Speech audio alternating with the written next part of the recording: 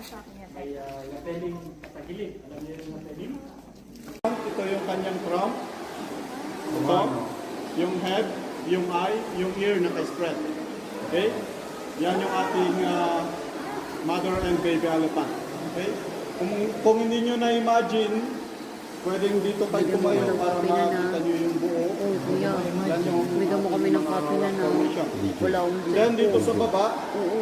kung makikita nyo dito sa baba, dito yung ating pig pen or replica ng pig pen o kulungan ng baboy namin noon.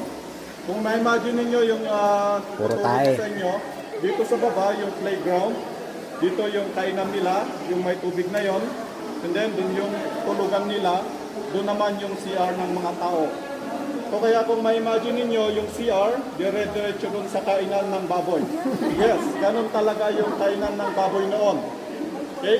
Pinapakain yung tayo ng tao doon sa mga baboy. Pero noon yun, nung wala pang mga chemical na nakakain yung tao. Ganun. Pero ngayon, pinagbawal na nila yung ganitong pig pen. Makikita nyo yung itsura niyan doon sa inatot bukas. Okay? Some group picture.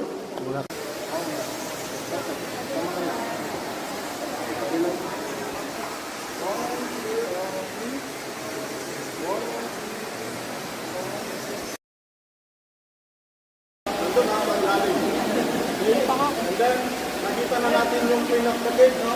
Yung pregnant woman. Saan ko siya?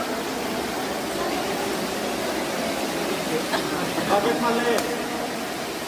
Supot. Bakit maliit, sir? Supot. No. Try mong magkapat dito sa mga... Di nalamig. Ano daw yan?